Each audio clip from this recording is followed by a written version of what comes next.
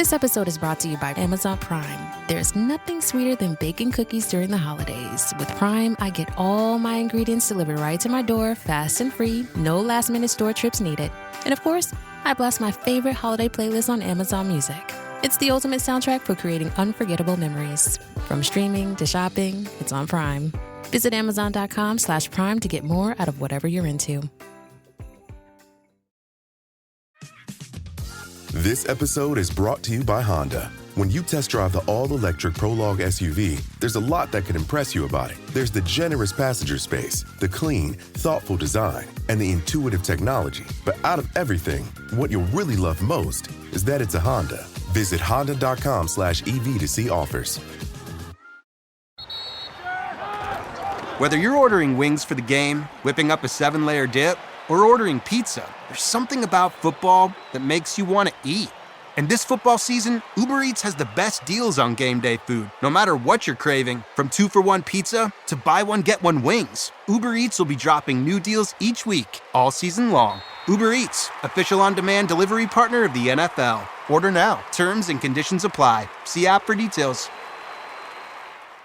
Hey, I'm Ryan Reynolds. Recently, I asked Mint Mobile's legal team if big wireless companies are allowed to raise prices due to inflation. They said yes. And then when I asked if raising prices technically violates those onerous 2-year contracts, they said, "What the f*** are you talking about, you insane Hollywood ass?"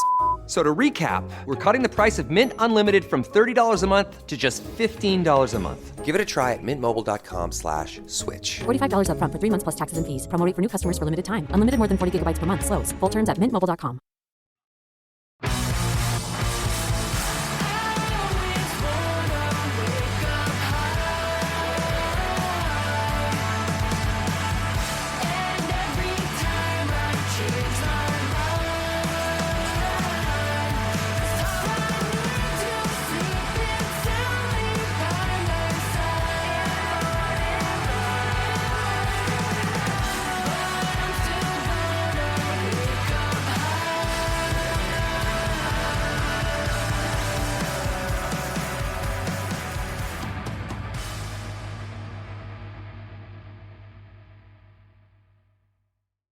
Hello and welcome to Islanders Anxiety from Lighthouse Hockey and the Fans First Sports Network.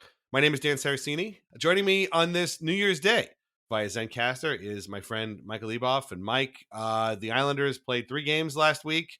They have 3 games coming up. We're going to focus on these games only today. And unfortunately, 2 of those games in the last week did not go their way against the same team. And if there are 3 teams that I hate losing against more than any: Rangers, Maple Leafs, and Pittsburgh Penguins. And I had to sit through 2 goddamn losses to the Penguins this week, and I am not happy. Not the way I wanted to start 2024, but the Islanders are still in the wild card spot, and things are still, for the most part, looking up in a general sense. How do you see the New York Islanders here on the first day of the year 2024?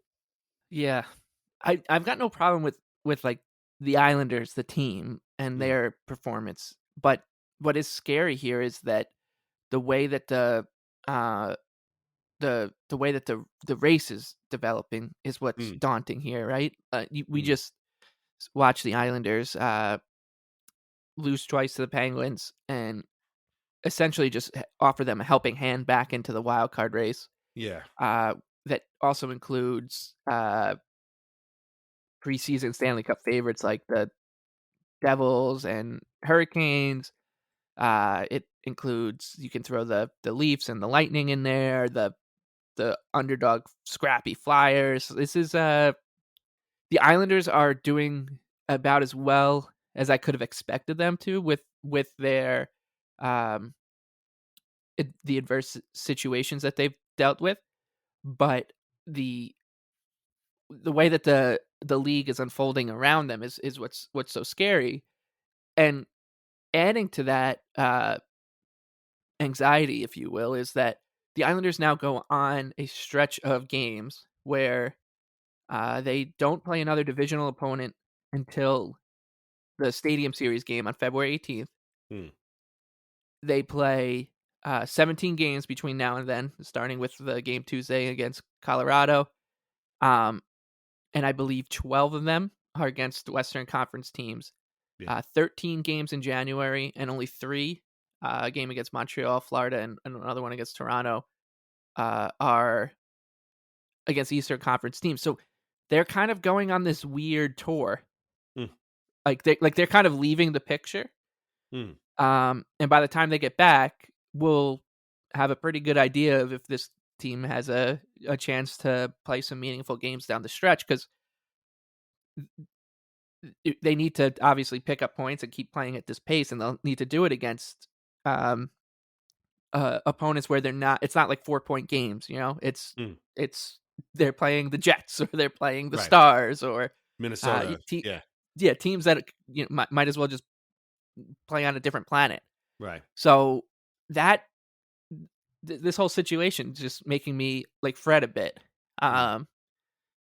because it's peculiar.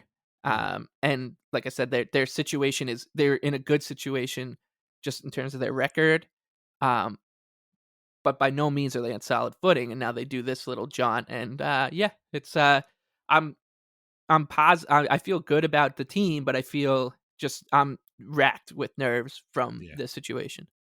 Yeah, no, that sounds about right, and it sounds about where I'm at too. And we might as well just lump the two Penguins games in together because they were both of kind of very similar, I guess, placement here. We'll talk about the Caps game because that was by far their best game of the week, obviously. But we're talking about the 7-0 loss at UBS Arena on Wednesday of last week. I'm sure you all did not forget that. And then we're talking about the 3-1 loss in Pittsburgh on New Year's Eve.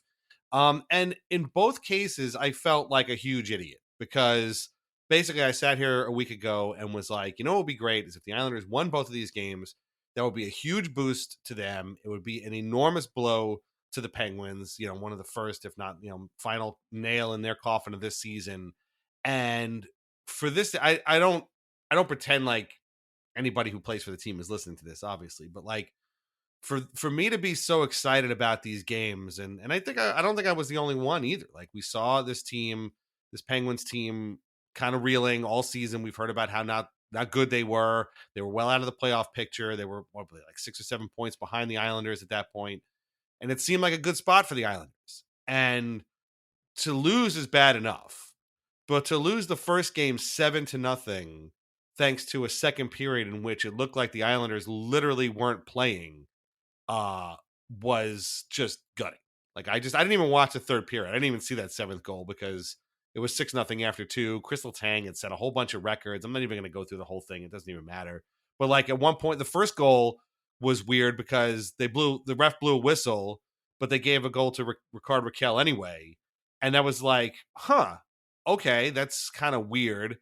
And then from that point, the Islanders just decided that they weren't going to play the rest of the game. And then before you know it, it was 6-0. And that was it. I mean, the game was over at 1-0. And it was just like, I felt this team very rarely makes me feel that way, but I was just really angry.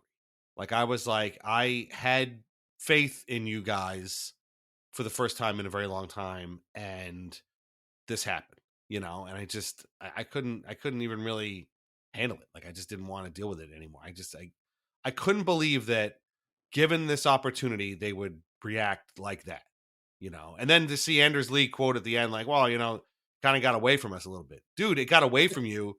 It was 6-0. Like it gets, if you had lost 2-1 or 3, okay, then it got away from you. We just didn't start time and a little too little too late, but you lost 7-0. What do you mean it got away from you? At no point did anybody ever say, hey, why don't we get this back? Oh, sorry, I forgot. Before we move on, the best part is that it was 2-0. Lane Lambert calls a timeout. Not a bad deal. Hey, listen, guys, it's 2-0. We need to wake up. Immediately, the very next play, Jake Gensel scores on a breakaway, makes it 3-0. I don't know. I learned a lesson here. I'm not going to have you said it best I think last year. Love these guys, cherish these guys, but don't trust these guys. And this to me was a perfect example of that. Yeah.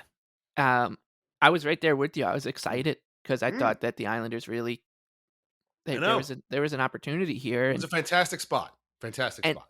And you know what I thought about a lot too leading into those games was how many times have the Islanders been on the other side of that? Like been where the Penguins were, and you're like, okay, we got 2 games coming up here against the Flyers or Mm. against the Panthers, and if we can just win these 2 games, we can cut the deficit to 4, and we got a couple games in hand, and then we're really cooking, and all of a sudden we're looking at maybe we'll play some meaningful games Mm. around St. Patrick's Day. Mm. And whenever I thought like that, it never ever went our way. Like the Islanders would fall flat in game 1 because you just knew like, oh, man, why did I even get my hopes up? Mm. So to see the tables get turned a bit and the Islanders be the team in the spot for with the potential, like you said, hammer and a nail and a coffin, it was different to be in that spot, but the result was the same, which was they no showed that first game. And the crazy thing about that game was the first 30 minutes were fine. Yeah. Fine. Yeah, it was a very sleepy first period, Yep. 5 shots apiece, nothing really doing for either team. It was fine. Yep. And then, yeah, like you said, it just, I felt bad. My brother was there. Rish, friend of the podcast, drove down from Massachusetts for the game. And like, you feel bad for the people that were there for it. And the one solace with that game was that there was another one soon thereafter. Right. And you felt that this team, as untrustworthy as they are, one thing you can almost depend on from them is that after something like that, they do seem to pull up their bootstraps and get the job done, and they did that against the Capitals. I like that was a really good performance that we can go over, but like that kind of that having that game as the next one instead of just going right back to the Penguins made me breathe a little easier after the 7-0, but as we'll talk about it, it's soon very quickly was soured. Yeah, definitely. We'll get to so after beating the Caps 5-1, which was a great, good game, probably the most complete game of the year for the Islanders. They go back into Pittsburgh, and again, I at this point my faith is destroyed, and I think to myself, okay, it's a revenge game. The Penguins had played the night before in St. Louis, or no, they were at home against St. Louis, won that game. And I thought, okay, the Islanders know the situation. They know they just got beat. They were there.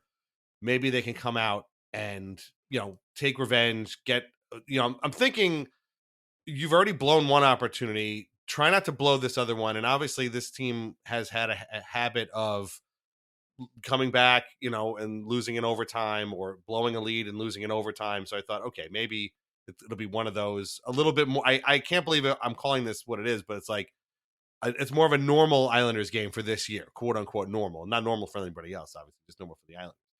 And I still can't. I watched this whole game and I still don't know what to make of it, because on one hand, I think they kind of played like assholes in this game.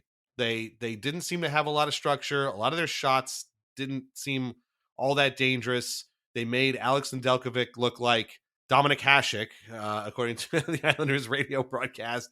And it seemed like they were just kind of going out there without much of a plan and just hoping that something trickled in.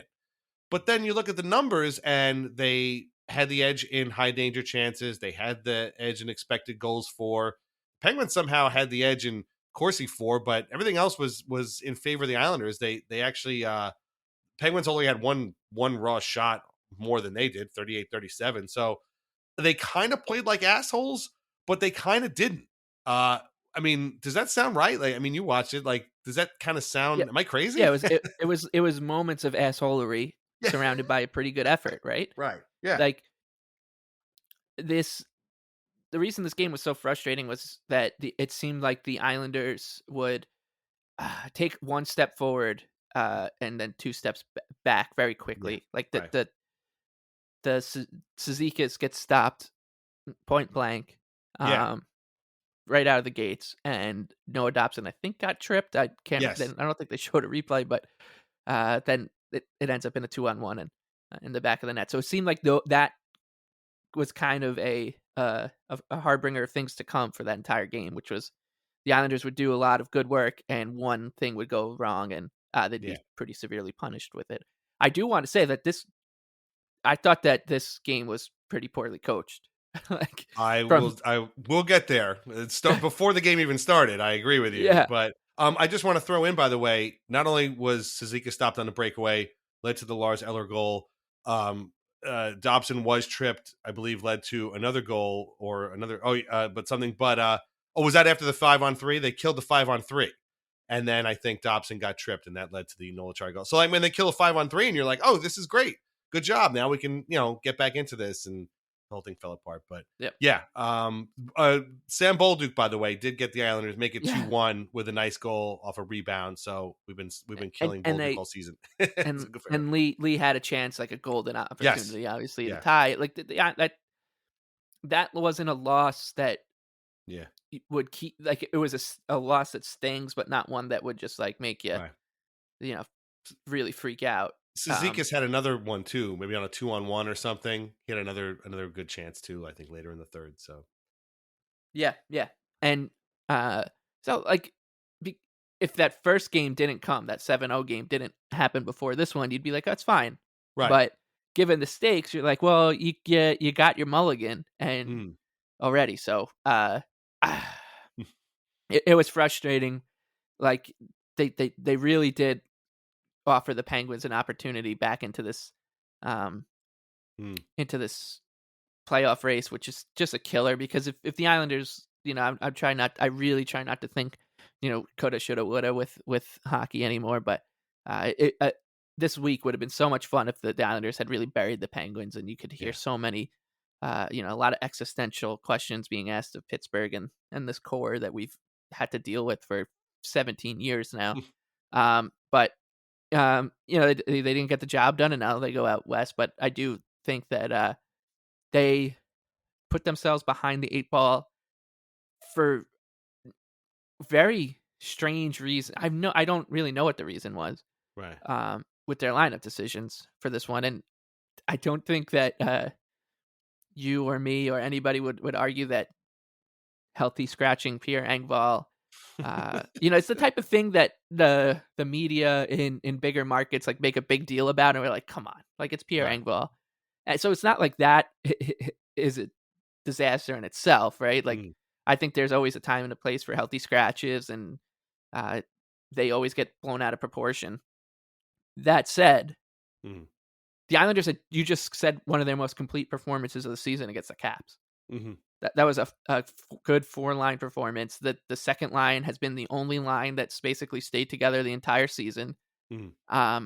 And Lambert's done this before. Like he did it against the Bruins, and it looked bad. And the problem was that the person that you're replacing him with is Hudson Fasching, who has been playing really well in a role already. Like his minutes in the fourth line with Cizikas and Martin have been awesome. I mean, Cizikas and Clutterbuck, right? Like the Islanders went on this very long kind of pseudo point streak with Fasching playing on that fourth line and Martin on and off of IR, and it turned that fourth line into a pretty effective weapon. The second line has been good, so it not only did he take Engvall out of the lineup, but then he broke up an effective fourth line too. So he kind of threw like two things into flux for no reason. Like there was no, it wasn't Josh Hosang showing up late for training camp. At least it doesn't. Maybe it is. Like we'll never know. But barring something like that, where it was like a team discipline thing, what are you doing? Like you're going to go into what was probably the most important game of the season to date with a fourth line player playing second line minutes, and then another a bit part player in Matt Martin back in the line. I should say, so you're going to go into the most important game of the season by taking out a guy who's been playing a very effective role in the second line, replacing him with a guy who's played a very effective role on the fourth line, and then putting Matt Martin, who is always going to be a bit part player in this game, onto that fourth line role. It's just you just completely like ruined what had been going for this team offensively, which is that they kind of come at you at waves again. That first line is a chore, then the second line is right there behind them, they're a chore, The third line could be a pest, yeah, as we saw against the Capitals, and the fourth line does what it does. Like, that's how this team wins, by doing that, by making life miserable, by going at you Mm. one after another after another. And if you have one line going against the Penguins, that's going to be a Yeah. problem. And then I don't even know what the hell he was thinking with the last 2 minutes of that game. Yeah. And the shift got cut short, thankfully, because Cizikas took a puck in the mush. But Yeah. there's 2 minutes and 30 seconds left. You're down 2-1. The team's starting to buzz a little bit, and you threw out the fourth line. Yeah. Like, Matt Martin was on the ice. The Islanders needed a goal to tie the game with 2 minutes and 30 seconds left. I Right. couldn't believe my eyes. Well, that's straight out of the Jack Capuano school. Like, we've seen this before, but that was 10 years ago when Matt Martin was a lot younger, and like, maybe theoretically could have caused something to happen. But with Engvall, like, they mentioned during the Caps game that he had gone like 10 games without a goal or something like that at that point, and I could kind of see, like, as effective as that line is in puck possession and stuff, he does need to put the puck in the net. Like, we do need scoring from those guys. And so from that end, I get it. But on the other end, you're, what was it, 17-2-2 or whatever, or, yeah. Like, I think if you listen to this podcast, you know that you and I both think that Oliver Wahlstrom is kind of played out his welcome here. But you already have a middle six winger in the press box already. So if you're going to scratch one, just put the other guy in and don't break up what's that other, like, the other effective line. The Islanders had 4 lines going for quite a bit here for a couple weeks, and he just kind of pulverized 2 of them. Yeah. For no reason. And like, he not only did he create a problem by scratching Engvall, but he created a second problem by then replacing him with Bashing. And that line, the Palmieri Nelson line, doesn't work without Engvall, because they neither one of them, like, you want Nelson to be kind of the danger man. Palmieri does his thing going to the net and just being like a gravitational pull, but Engvall is the guy who goes box to box, right? Like, he goes line to line with the puck and gets them into the zone. And Fashing is just not that player. He's great. He's a great fourth line winger for this team. Great fourth line winger, but he's not a second line winger. And there was no question there. Like, there wasn't a question that needed answering. He created a question and then didn't answer it, or provided the wrong answer. And it's just frustrating. Like, that's the kind of stuff that's frustrating in this game. Like, you want to do it in this one? You don't want to try to get a little cute maybe against the Ducks in a couple weeks when they're in California, or like on a back-to-back against the Jets and Wild? You want to do it here? That's what kind of didn't sit right with me. And I try not to read too much into it, but there was also the issue of Scott Mayfield coming back, which in a way is good, but that took, you would think that, okay, Bolduc has been the one who's struggling, he'll sit, but no, they scratched Bortuzzo, who again is not a superstar or anything, but like had acquitted himself okay over the last couple of weeks, to put Mayfield back in, and I guess he was paired with Riley, and I thought they were okay, and Bolduc did score, and I don't think this was necessarily on the D, but again, that's a big change. Like, you're all of a sudden putting Scott Mayfield back in for the first time in weeks, and it's like, why do this now? Like, maybe wait until you guys are, someplace. I don't know. Like, give them a couple weeks. Like, things are kind of moving, especially after that game against the Caps, which, again, we might as well talk about it now, was complete. Like, that was as good a game as they've played all year. We've been waiting for a game like this, especially coming after the 7-0 loss. This was exactly the game that they should have played. They shockingly didn't have Cizikas in this game. Cal Clutterbuck played center, which is kind of crazy. He told Shannon Hogan, like, he hadn't played there since he was, a teenager. But Martin was back, so it was Martin, Clutterbuck, and Fashing.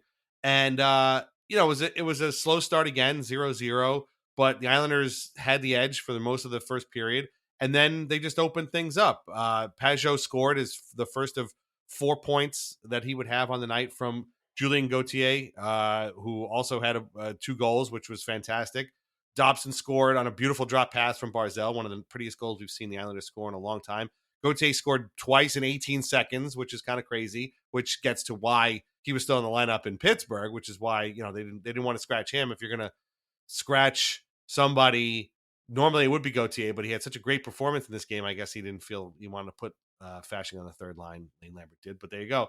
But Pajot scored another one and a nice, beautiful roof right up close. And the only reason it wasn't a shutout was because the puck, as it was kind of knuckling towards Ilya Sorokin with a couple of seconds left, decided to just bounce up in the air and sneak under his pads. So I've never seen anything like this. Like the Caps player, it was Obey Kubel got credit for it, but I'm not even sure he touched it so much as he kind of like pushed it in the direction of the net, the Islanders' net, and literally just was floating, bounced up, and then got past Sorokin with 18 seconds to go. So I mean, it was that close. I don't know if anybody's lost more shutouts in the last minute of games over the last 3 years than Ilya Sorokin. It's kind of scary, but no matter. Like this was nothing could remove the glory of this game. This was absolutely great, complete game. Again, Pajot 4 points. The Islanders had the edge in shots. Sorokin was great when he needed to be. Caps only really had a couple of different pushes there, and it was like, this is a game against a team right behind you in the standings. You're coming off of this terrible, terrible loss. You got all these depth players having great, the top guys looked good too, but the depth players were the ones who scored, and it was a beautiful sight to see. And that's again what gave me, confidence going into Pittsburgh. That was unfortunately misguided because coach decided to make a bunch of changes. The Islanders didn't really play all that well throughout the game, and they ended up, whatever goodwill they built up in that game against the Caps, they kind of threw away after the Penguins game. But what did you make against the Caps? I mean, were you there taking in the game? No, I wasn't, and I thought it was a lot of fun to watch, and all the things that you want to work for this team were working, and that was despite some kind of ominous news about Cizikas was sick and Varlamov.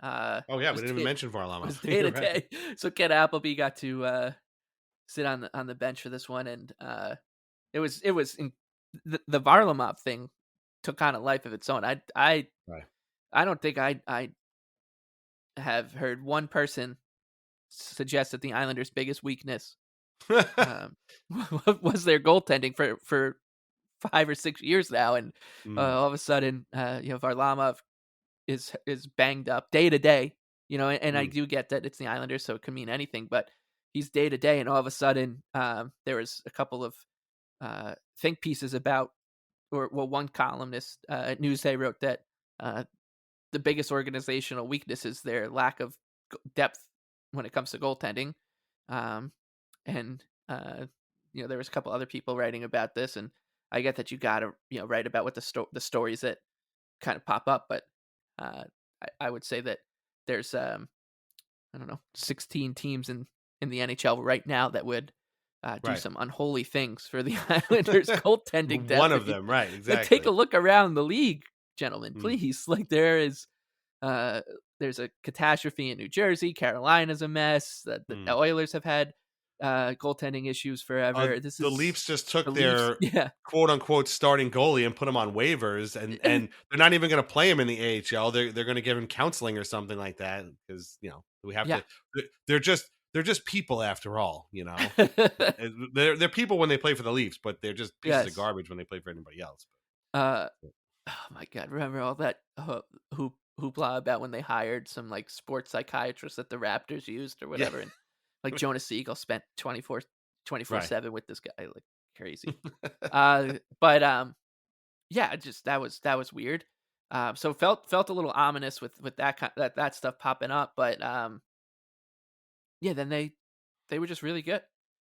I don't think one player really had a bad game, and it did give you some confidence, and then you started to think that Mayfield and Pelech were getting closer, which was good. The Islanders then put Polak on long-term injured reserve, and took that way that when Pelech is ready, he can kind of just slide off. And it did feel like things were moving in the right direction. And that's why the decisions by Lambert were so, I don't know, just peculiar. Yeah. The momentum was positive, was so positive. So they were just unforced errors because it did feel like this team was moving in the right direction, and you don't want to mess with that too much. Yeah. And he did. And the other weird thing too, sorry to jump back to the Penguins game, but he seems to always shorten his bench when the Islanders are leading or tied later in games, but he Yeah. never does it when they're chasing a goal. Like he doesn't seem to go like with a super line with Nelson and Barzell ever, but he will certainly go with a super checking line of Cizikas and Pajot when the situation he thinks calls for it. So I don't know. Yeah. There's just that stuff was peculiar and kind of was just a reminder that um even though the team has started to push on a bit here, he might still be out of his depth, but that's going to be a theme for the whole season. Yeah. Yeah. When you messaged that to me, I was shocked because I hadn't thought of it that way. And you're 100% right.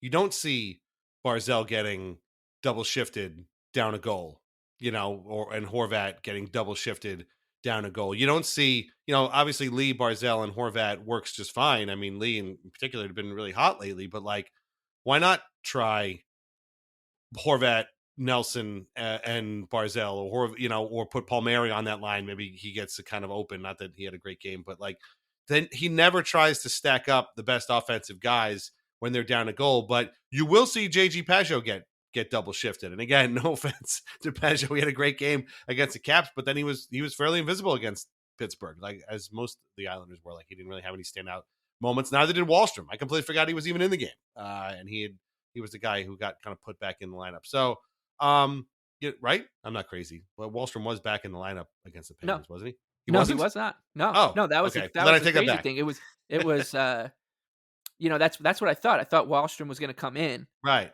That would be like the sensible kind of thing to do here, but it was Yeah. a scratch to make room for Matt Martin staying in the lineup, which required them moving Hudson Fashion from the fourth line to the second line. It was just what like come on, like we as I said earlier, I get it. I understand when healthy scratches can be a tool and it's a long season and you're not just coaching a game, you're coaching an entire season, and you do want to get messages across and have guys take a step back and watch games, whatever. I get it. But when you're doing it this way, it's like way too cute with this team. I agree. All right. Well, my apologies to Oliver Walsh. Sorry about that. Yeah, I mean, but hey, you shouldn't take any blame for that because with the way he's been playing, it is kind of hard to tell what he is or isn't in the lineup.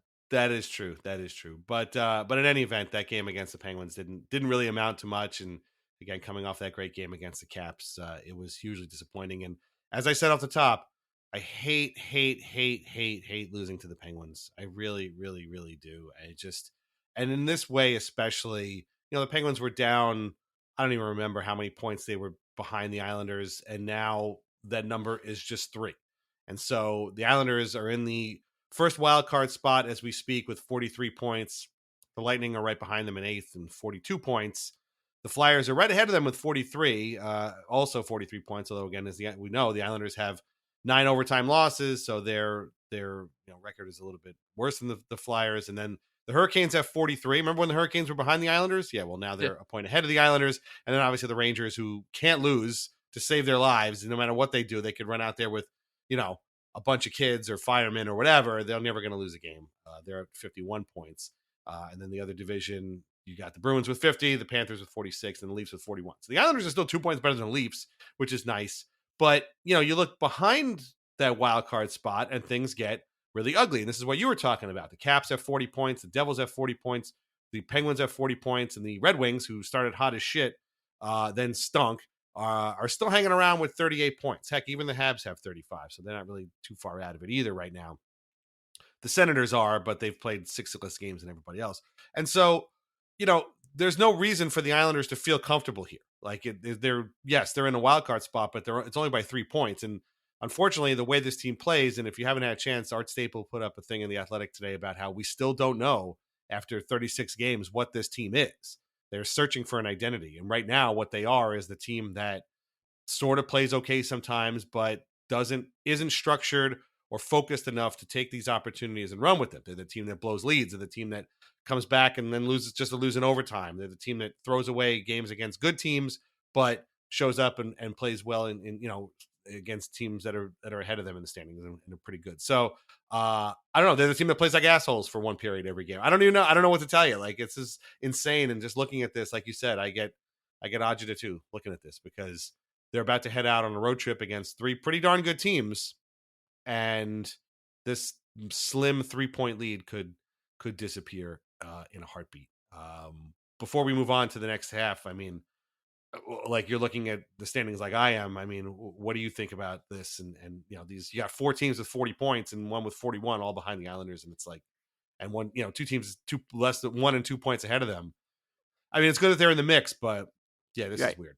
Yeah, you look, it's a mini league, and Yes. that's, you know, something we kind of identified a few weeks ago, is that the Islanders are going to be here in this mini league. I do think that the Panthers are maybe the best team in the conference, and I expect them and the Bruins to kind of separate themselves in the Atlantic, and we'll see if the Rangers ever come back down to earth, because like you said, it just seems like they just fall into wins every they seem to play Sunday, like a more Sunday Wednesday heavy schedule, the Rangers, and Yeah. I feel like you know, every Sunday night at like around 6 o'clock, the Rangers are just up like 3-1 on some team, or down 2-0, but on a 5-on-3 and about to make Right. it 2-2.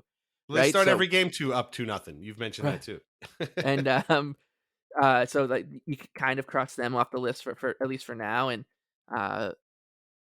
then you're starting to do some mental gymnastics, because of course both divisions get 3 spots, so one of those Atlantic division teams, besides the Panthers and Bruins, the Leafs, the Lightning, I mean, the Red Wings, maybe, who knows, like, but one of them is going to take that spot, so they're in like a mini league within a mini league. And then here in the Metro side, you'd expect Carolina to you know, it's more likely than not that Carolina does just get it together, right, and take one of these spots. And so then you're looking at the Islanders, Flyers, and Penguins, and Devils fighting for, and Capitals, I guess, in this Metro mini league. And then there's also the wild card mini league, and so it's really, it spins your head, because you really, I don't really know who the Islanders are competing with yet. Like, you just don't, because the reality is that some of these teams will fall off, some won't, and you hope the Islanders are part of the latter group that doesn't fall off, and they are competing for a spot in a couple months. But let's just put it this way: I spent my last couple hours of 2023 scoreboard watching the Flyers Flames game. Yes, me too. Like, and thank you, Calgary, by the way. Yes, thank you for taking care of. And Calgary was up 3-1. The Flyers scored an empty netter, then a goal up series, 6-on-5 goal. Then the Flames scored an empty netter, and the Flyers scored another 6-on-5 goal with like a minute and a half left. So it was 4-3. And I'm like, you got to be kidding me with this team. And it's I have no idea how this is all setting up. And like I was talking about in the beginning, with the Islanders embarking on this incredibly strange schedule coming up, where they don't play any of these teams for months. Like they play the Leafs once, and the Canadians and Panthers once between now and the Stadium Series games, I think. And you're like, they're going to be running their own race on this, like parallel to the rest of this stuff. Like I was peeking at the Penguins schedule earlier, and they're like, they have a loaded couple weeks coming up where they're basically playing teams that are in the race with us and them, right? They're playing the Capitals, and then the Flyers and the Canes, and I think there's like the Sabres and Bruins are in there. So like they have a normal schedule. The Islanders are just going to kind of be off on their own, and it's just adding to the confusion of all of this. That like I don't know on a given night, like, who am I rooting for? Who am I rooting for? Because right now you don't really know. You just don't. It's impossible to kind of project it out, and that means you can kind of only take care of the stuff in your own backyard. But the Islanders' backyard is going to be filled with the Jets and the Coyotes and the Golden Knights, and not these teams. So it's such a strange kind of junction here in this in this 82 game schedule. And I just hope that the Islanders can go, and they're going to be playing at weird times from now all month. They play at weird times. There's like games at 9, then there's 8, 6, 8:30. They are all Yeah, over the place. it's just a really strange kind of Mm, couple weeks coming up for us. yeah. And yeah, I've got I've got no feel for it. All I can tell you is that it's gonna get weird. Yeah, it's definitely going to get weird. And we're going to talk about exactly how weird on the other side of the break, looking at the next three games, all against kind of mountain area teams, and see if the Islanders can make some points up there. All right, meet us on the other side. Thanks. And now, a word from our sponsors. First is VintageIceHockey.com, where you can get t-shirts, hoodies, jerseys, mugs, and more, featuring over 100 classic hockey logos. Vintage Ice Hockey also carries our Al Arbor and The Island merch, and our portion of the sales always go directly to the Center for Dementia Research. Use the code ANXIETY20 to save 20% off an order of 2 items. That is VintageIceHockey.com. Try wines from the Pinot Project. They offer a Rosé, a Pinot Grigio, and a Pinot Noir that was named a 2022 Top 100 Best Buy by Wine Enthusiast magazine. All are delicious, priced at less than $15 a bottle, and available at local wine shops and at UBS Arena. Learn more at thepinotproject.com. Please drink responsibly. This episode is brought to you by Shopify. Upgrade your business with Shopify, home of the #1 checkout on the planet. Shop Pay boosts conversions up to 50%, meaning fewer carts going abandoned and more sales going cha-ching. So if you're into growing your business, get a commerce platform that's ready to sell wherever your customers are. Visit shopify.com to upgrade your selling today.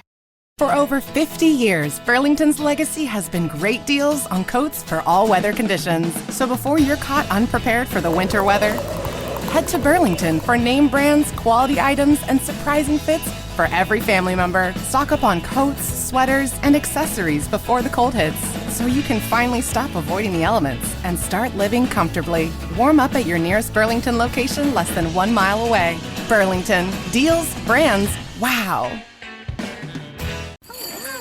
This year, Santa's bringing the power of Energizer into his workshop. Whoa, the Energizer Bunny's got so much power. Wait, he's powered up all the toys. I think that means we're done for the year. I love this bunny. He's the hardest working helper the North Pole has ever seen. And he wants all your gifts to have the power of the #1 longest lasting AA battery. So this holiday season, stock up on Santa's and the elves' favorite battery, Energizer Ultimate Lithium. So, you want to be a marketer. It's easy. You just have to score a ton of leads and figure out a way to turn them all into customers. Plus, manage a dozen channels, write a million blogs, and launch 100 campaigns all at once. When that's done, simply make your socials go viral and bring in record profits. No sweat. Okay, fine. It's a lot of sweat. But with HubSpot's AI-powered marketing tools, launching benchmark-breaking campaigns is easier than ever. Get started at HubSpot.com/marketers. So, as we said, the Islanders actually are on a road trip. That first game in Pittsburgh was technically the first game of this road trip, although the next 3 games are in Colorado, in Glendale, Arizona, and then in Vegas next Saturday. We're going to focus on these 3 games here before they come home for a couple, and then they are in Nashville for really the sort of middle part of the season. But let's look at these right here. So, obviously, playing in Colorado has never been really particularly good for the Islanders. They have had some good games in Arizona, and then playing in Vegas has actually not been too bad for them. But these are 3 really, really, really tough teams. The Avalanche, it seems like, go from being like, oh, right, these guys are a Stanley Cup contender, to being like, what's wrong with the Avalanche every other week, which is kind of weird. We don't know which version is going to show up. The Coyotes have been proverbial that, wow, surprising team that had no expectations is playing really, really well. So you can't really look past them this year. Obviously, their goaltending is surprisingly good still. Everybody keeps sleeping on these guys, but they're pretty good. And then, of course, you have the defending Stanley Cup champion Vegas Golden Knights. Raise your hand, by the way, if you have to remind yourself every couple of weeks. Oh, right, Vegas won the Stanley Cup, because it's me. I have to remind myself. Although Vegas did just get shut out today in the Winter Classic. 3-0 by Seattle, the first ever Winter Classic shutout. Congratulations, Joey Decord. Who had money on that happening? So this is a tough stretch. And as Mike said, these are all weird times. The first 2 games are so Tuesday at 9 in Colorado, Thursday at 9 in Arizona, and then Saturday at 10 against Vegas. Outside of saying that these are all really, really tough games, and the Islanders really would have helped themselves out a lot by picking up a couple points in Pittsburgh, I'm not really sure what else to say here. I don't think people are going to be surprised if the Islanders, lose these, but I also think that they have a chance to pick up points. Vegas has lost a bunch in a row. Again, the Coyotes are still the Coyotes. Like, they're still not a star-laden team. And the Avalanche haven't really looked all that smooth this season. But with the way this team plays, with no structure, no focus, sometimes they're good, sometimes they're not. I don't know what to expect from these 3 games.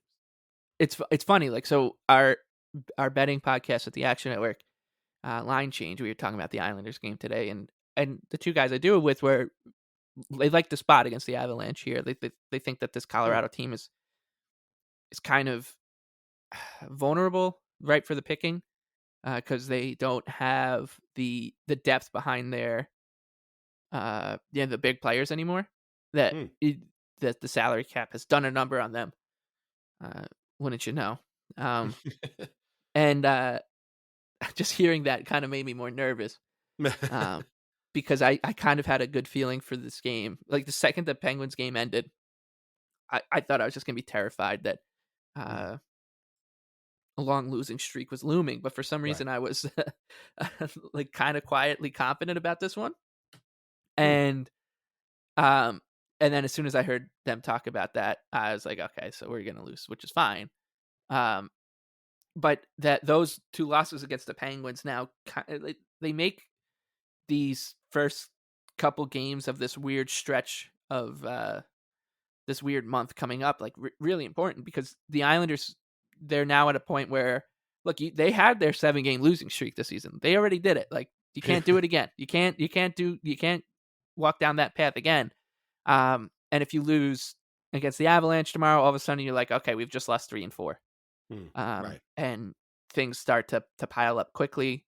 And as we have talked about a lot already, they're not playing any of the teams that they're chasing or fighting with. So it's not like we can lose this game at Phoenix because we got the Flyers on deck and we can make up for it by winning that 4-point game. Like, those opportunities aren't coming for a while. But yeah, I've got no feel for it. All I remember was when they were in Colorado and Vegas for the last, and Arizona, when they did this trip last year. It was right before Christmas because I was at the darts in England. They played Arizona during my flight over there, and I was just like fidgeting, listening to the radio broadcast of it in my seat, and my neighbor must have thought I was an absolute mess because the Islanders lost that game 5-4 somehow. They blew that game bad. And then I remember waking up in the middle of the night over there to check the Colorado game, and I think they lost 1-0 in a shootout. And that was a game where Cale Makar didn't take the penalty. Right, yeah, right. I remember, and then they beat the Knights, and like you said, they've had some success against Vegas, so that scares me because I'm like, oh god, they're due to lose to the Knights now, and but yeah, like, just generally speaking, it feels as up in the air as a 3-game little road trip as I can imagine. Like, I've got no feel for it. I could see it going in a million different directions. And the last thing I expect is for it to be straightforward and the Islanders just like come home with 5 points. So that's the thing that could happen. We don't know. We don't know which team is going to show up. I know. And you'd think that like the team that showed up against Washington they'd have a good chance against a team like Colorado because they can weather the storm and then win the minutes down the lineup. But as you said, like they just might not show up, and who knows? And Alex Georgiev seems to always play well against the Islanders. I don't know if that's true anymore, but he always seemed to when he was on the Rangers. I don't know. It's just weird that the Islanders are going to be over here and everyone else is going to be over there, like fighting amongst themselves, and so they're going to go this like roundabout way. And when they get back into like the reality portion of the schedule, we have no idea who's still going to be standing. Like, who are we going to be rooting against? And there's also another terrible scenario in which the Islanders do pick up points from these games. But like you said, because the action is happening over here with these teams that are surrounding them, they might still fall out of the wild card or playoff race through no fault of their own, because they're just not playing those teams. So that's another scenario that could happen, which would really, really suck. All I know is that when they do play in Colorado on Tuesday, someone is going to ask Devon Taves about how he feels about the trade that sent him to Colorado 5 years ago and won him a Stanley Cup, helped win him a Stanley Cup, as if he was the only player that was ever traded ever in the history of sport, which never doesn't seem to work for anybody else. Real quick though, so the Avalanche and Golden Knights both have 49 points. There's only a 1-win difference between the two of them, and the Avalanche have 2 less overtime losses. So they're both in about the same spot, but the Avalanche are leading their division, whereas the Golden Knights are in second place behind Vancouver, who we will see at home following the week after that. So that'll be a lot of fun. And then the Coyotes are in 8th right now. They are in the wild card spot, the final wild card spot out west with 40 points. Seattle, who the Islanders will also play coming up, I guess in mid-February. They today, with their win in the Winter Classic, have points in 9 straight and have won 5 in a row. And again, are 1 point out of the final playoff spot. Oh, and look at that. They have 9 overtime losses too. And yet I don't hear a whole lot of complaining about that. That's kind of funny. Anyway, just an observation. So, but yeah, I don't know what's going to happen here. We don't know who's going to play. Maybe Pierre Engvall's back and the Islanders look like, the team that played against the Caps. Maybe somebody else is scratched. I don't think Palmieri's looked that great lately and his point totals aren't that great. Maybe he gets scratched and somebody else ends up on that line and it still looks like a disjointed mess. So I don't know. We know they will play like assholes at some point. We've seen that enough to know that at some point in either all 3 of these games or at least one of these games, they will play like assholes. I think that was the major lesson that we learned this week was if there was a split second there, the door kind of creaked open, glimmer of hope, sunshine beating into the door. You could feel the warmth on your face. You put the fangs away and you think, man, like maybe they win these games and they have this great week and they kick the Penguins to the curb and it is kind of just the Islanders do put things just in cruise control and do what Matt Barzal said that their goal was this season to make the playoffs without needing Peter Mrazek to steal a game against the Penguins, right? Like maybe they'll do it. Right. And the lesson we learned was there's no chance. So this is a season that still has. It's sickening to think about. 46 more regular season games in it. Oh my god! And and there have been how many easy ones so far? Yeah, none. 4? I mean, there was that game against the Coyotes that they won 2-0. Yeah, and the Capitals game maybe. Right. There was two games that were just straight up stolen by Semyon Varlamov. The Blue Jackets and that other Capitals game, that other 3-0 shutout. Everything else though has kind of been on the edge of their seat. Oh, the Oilers game was surprisingly, that wasn't too bad. They did a good performance in that game too. The one at home, obviously. Yeah.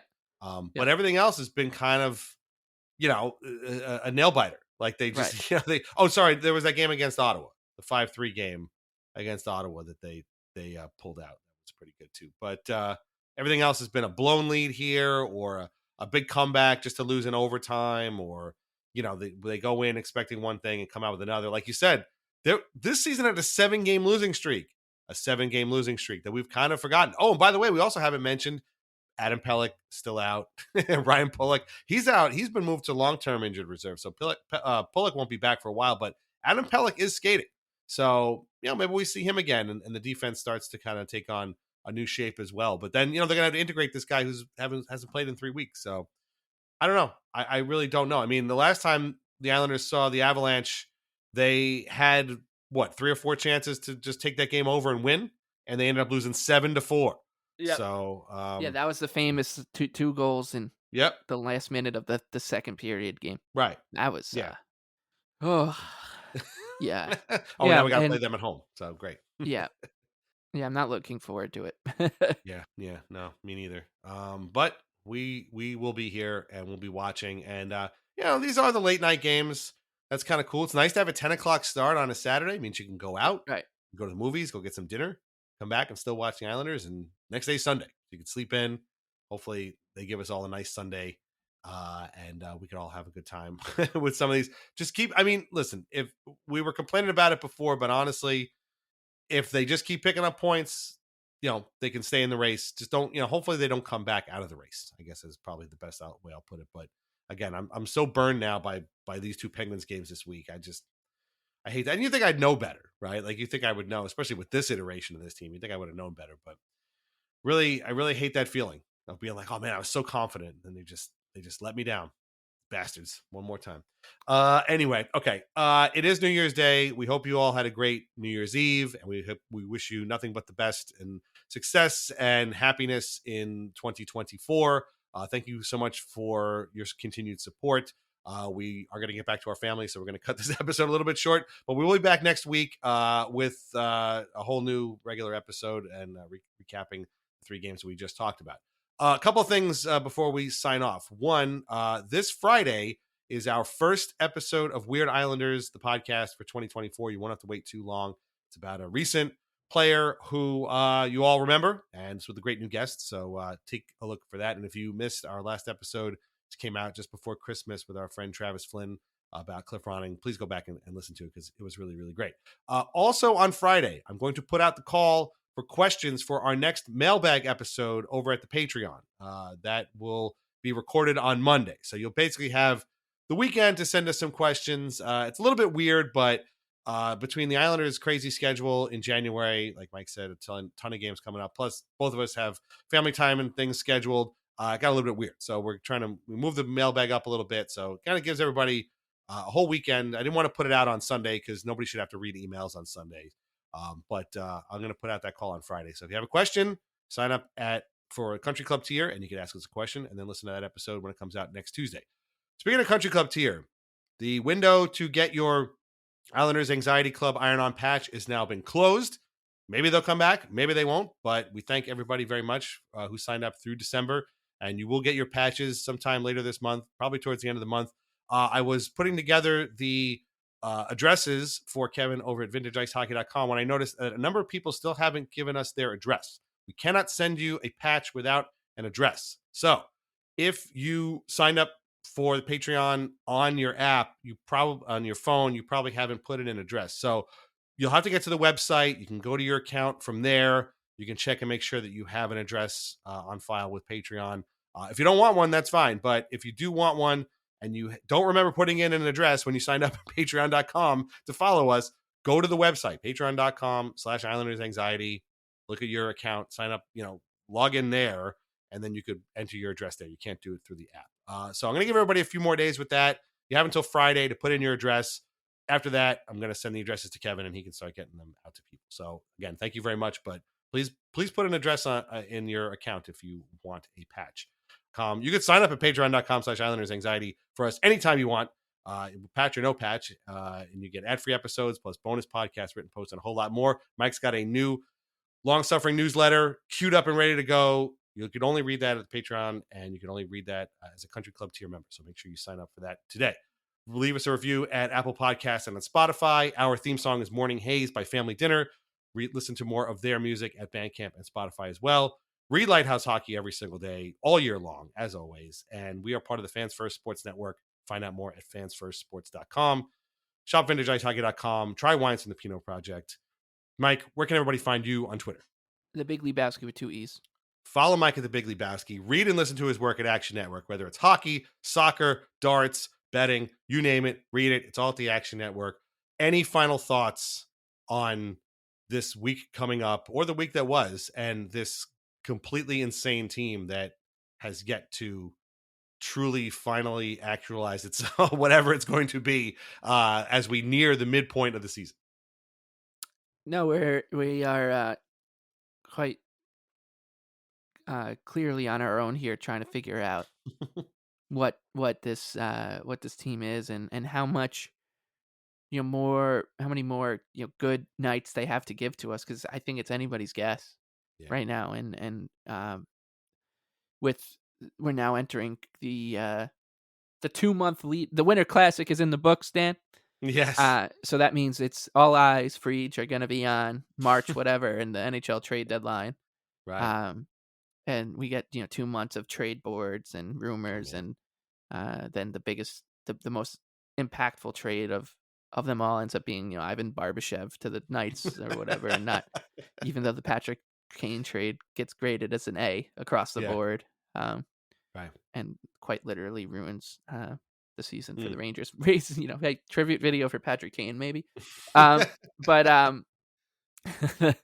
yeah, I think that with the NHL now entering this portion of the schedule, and the Islanders going off to basically go on a voyage. I think last year I talked about this when they went on their Western Conference, their California swing deep into the season, and it was very much a must win situation on that trip, and it really felt like they were kind of setting sail back in the age of discovery when they kind of just go off. People go off and you're like, are they going to be back? We got no idea because they're across the world and we don't know what's going on over there. And it feels a little bit like that again.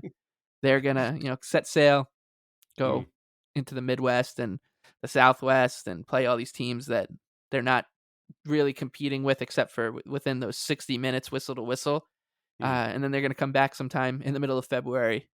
And we probably won't have any more answers than we do now, which makes this such a maddening hobby to have. And it's going to be a lot of kvetching for the first couple months of 2024. Yes, and that is a guarantee from us.